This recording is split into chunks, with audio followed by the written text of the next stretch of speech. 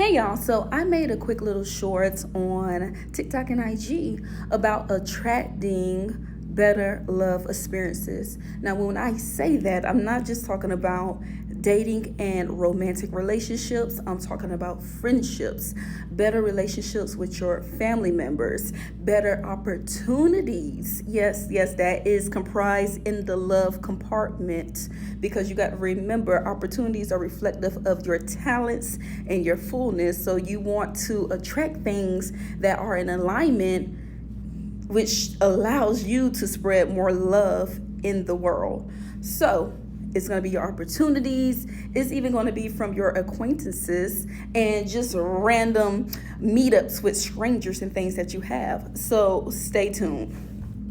The first way to attract better experiences to yourself is number one, make yourself a priority.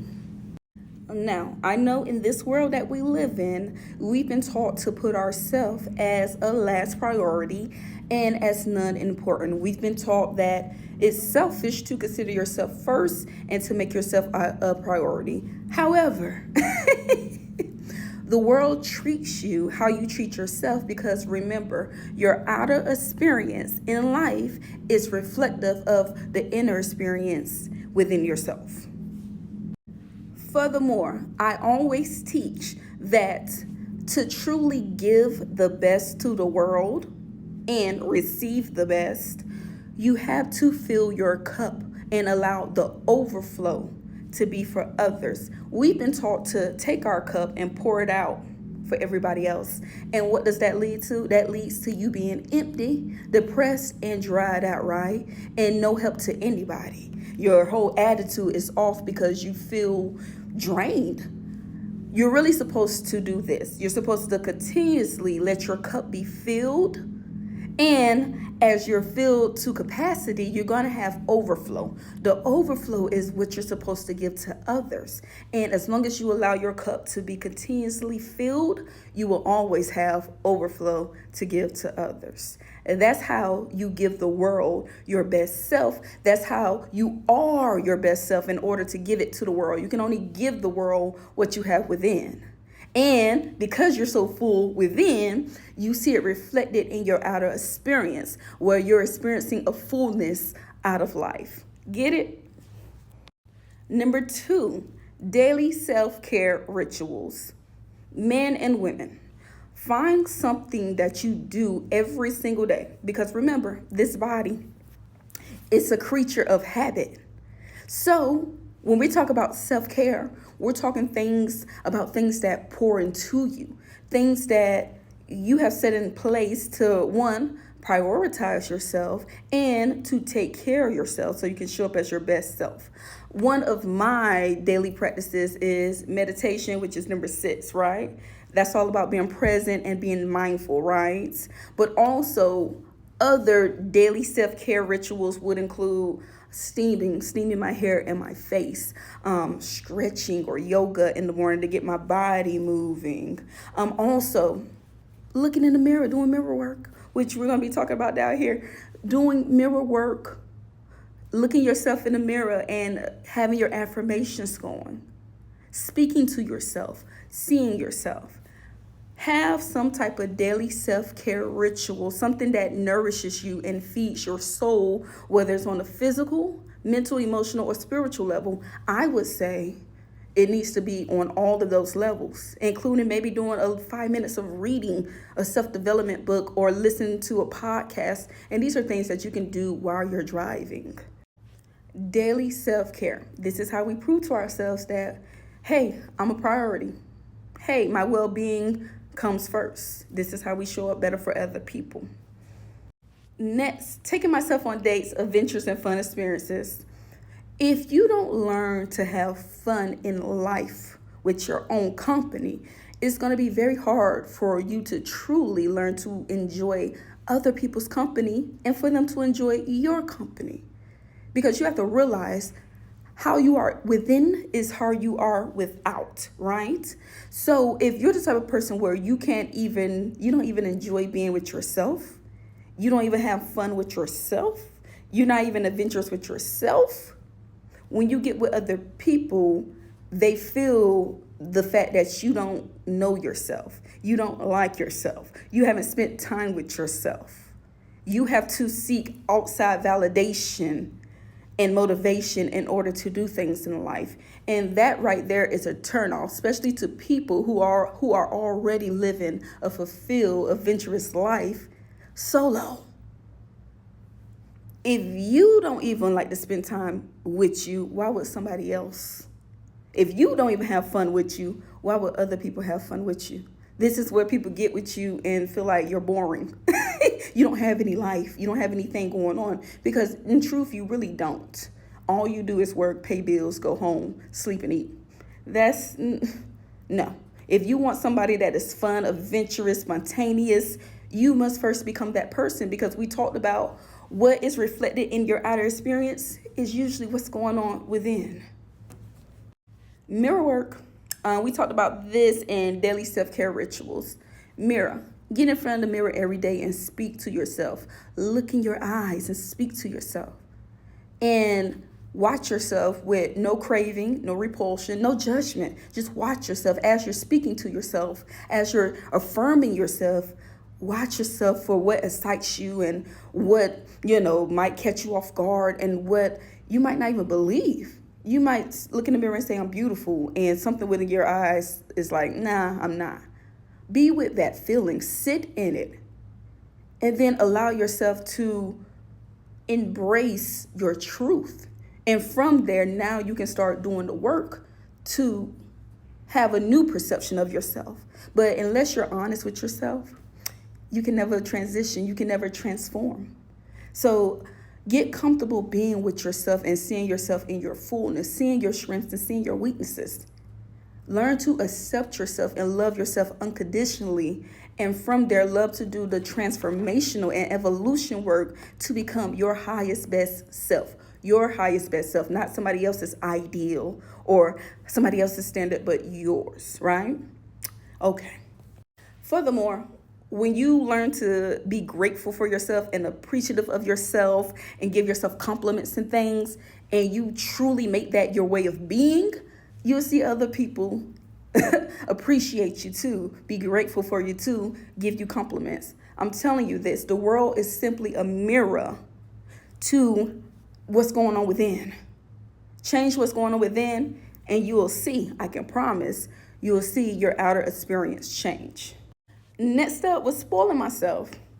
If I want other people to treat me well and to take good care of me and show up for me and spoil me, I have to start with myself. How will I ever feel worthy and deserving of this behavior from others if I don't even give it to myself? So yes, I'm my own sugar daddy, and I'm the sugar baby too. So because I do this stuff for myself, it becomes a natural way of being that I expect this from others, right? I don't even have to say it, but just my energy of I receive the best and I take good care of myself and I get myself whatever I want. That energy is automatically projected to other people. So when they come in my presence, they want to give me the best. They know I only get the best. They know I'm spoiled. So they want to be in line with that behavior. And if they're not in line, they get up out of my experience because they're like, oh, no. She the type that she wants to be, energy reciprocated. That's not me. I got to go. I talked about meditation, mindfulness, being present. Even if you take 5 minutes, meditation is a muscle. You have to build it up. Start with 2 to 5 minutes and then build up from there. Meditation is not about controlling your thoughts. It's about observing your thoughts, realizing that you are the observer. And the mind is almost like a radio station. It's always picking up signals depending on what you have it tuned into. But when you realize that thoughts are not you, they don't control you, and you realize that they're just ciphering through, and you get to choose which thoughts that you're going to settle on and allow to grow and expand. So often we allow thoughts to take us captive into directions that we don't want to go. Meditation allows us to practice discipline with our thoughts. Meditation is all about being present with your body, being present with your thoughts, and moving from a non-judgmental state. So while you're sitting in silence, because you got to remember, we've been trained to be busy, busy, busy. And a lot of us are so busy that we're not productive. We've done a lot, but nothing has really gotten done, nothing of importance. So, meditation. Be present with your thoughts. Remember, your thoughts are not you. Remember that you are the observer, you are the soul. The thoughts, the mind, this is something of the earth. You're going to have thoughts moving in and out. Do not form any attachment to any of the thoughts. And when you see yourself start to get captivated by a thought and you start moving into it, and next thing you know, you're thinking about something and no, bring yourself back to presence where you're just observing. You're observing the thoughts, you're observing the sensations in your body. There's different types of meditations that you can do. You can do the full body scan. That is usually one of the easiest ones, where you start from the top of your head, just looking at sensations, just observing sensations, how you feel, how your body feel. And when you do have a certain sensation, like you might have your nose might start itching. No, you do not scratch your nose, but you say to yourself, I see you. I see you, nose. I see you itching. I see you. And you go from there and you keep going down. The funny thing is you have little sensations and you'll realize once you say that you see them, they dissipate. Because it's like different parts of the body just wants to bring awareness to you. It wants to be seen by you. We go throughout life without really seeing ourselves, without sitting with ourselves, without being present with ourselves. And once you start getting really good at meditation, you'll be able to catch negative thoughts quickly. So when a negative thought comes in, you'll be able to say, no, thank you. Not interested. I'd rather think on this. Because wise people know what you think about eventually becomes a feeling, and the feeling that you hold becomes an emotion. And emotion is nothing more than energy and motion, and this is where we manifest off of. So when you start thinking about that person that disrespected you, and then you get in your feelings of rage and bitterness and anger, and now that's the energy and motion that you're garnering, and now you got people coming out the woodwork trying you, that's bringing more of this energy because you're in vibration with it, and that's how the law of attraction works. Yeah. So if you want better experiences, you must learn to be disciplined in the thoughts that you entertain, because that's going to rev up the feelings, and that's going to allow the emotions to be experienced and manifested in your current reality. Next, paying attention to the attributes I love in men. So I have this thing where I love men that are just in their own lane. They have their own style of dress. They're very intelligent. They're very eloquent when they speak. They're wise. And I had to realize that was simply a reflection of the things that I admired in me.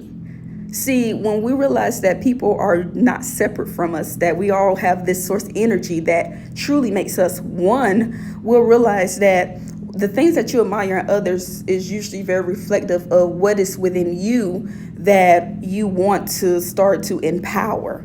So by me paying attention to that and me starting to say, well, shoot, I like intellect because I'm an intelligent person, and maybe I need to start refining that more. Maybe I need to start refining how I speak and my wisdom and whatever, right? My style and stuff like that, right? And bringing that forth out of me, since it's something that I appreciate and admire when I look at other people. Like I told you, people are simply a mirror to you. So when I started looking at it from that aspect, one, I'm not so taken away when I meet a man like this, because I realize, he's simply just reflective of the qualities I love about myself, right?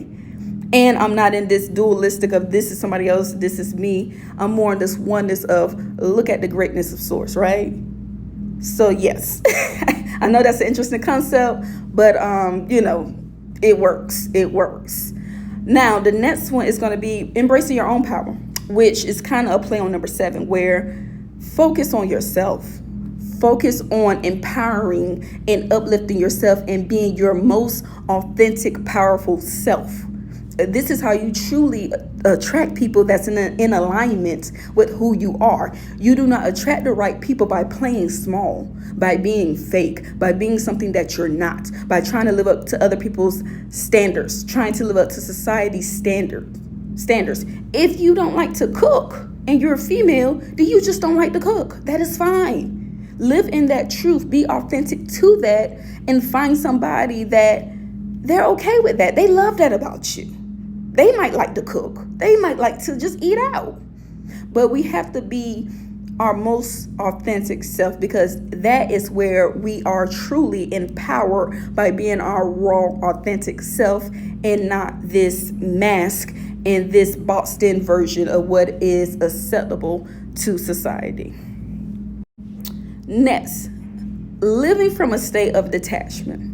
Realizing that you don't own anybody or anything. Everything that you're experiencing, including your physical body, is nothing more than an illusion. You don't even own this body.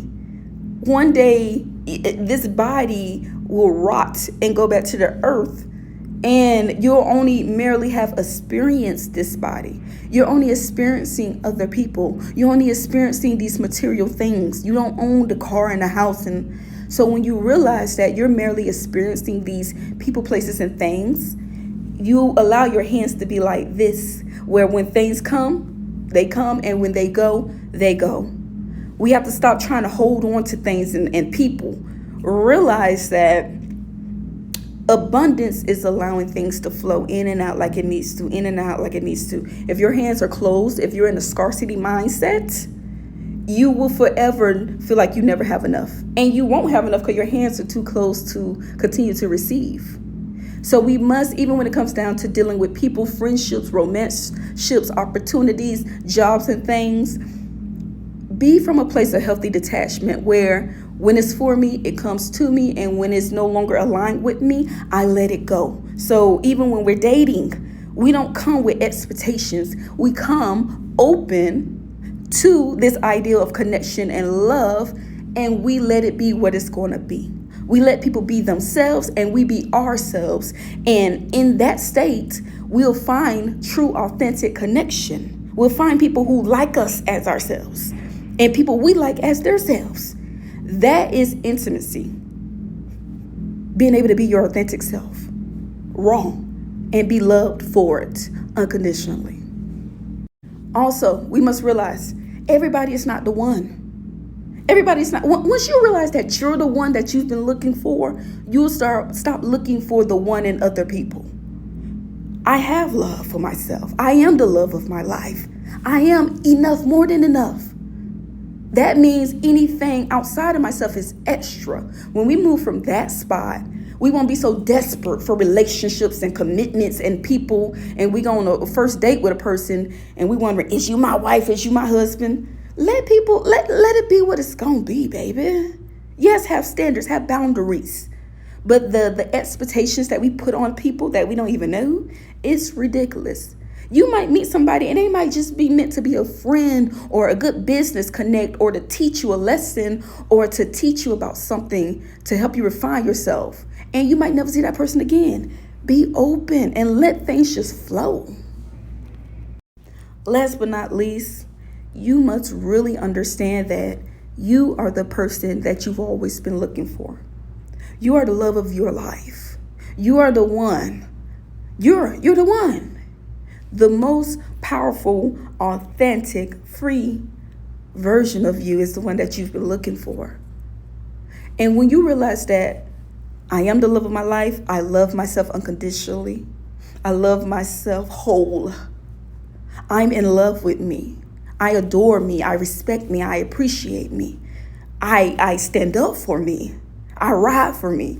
Once you realize that, you'll realize that I have no need to look outside of myself to find love and acceptance, because I have it within. And the crazy thing is, when you have it within, you'll start to see people reflect that to you. So people will come in your life that love you and appreciate you and accept you. It starts within. Like they say, everything that you need and want is within.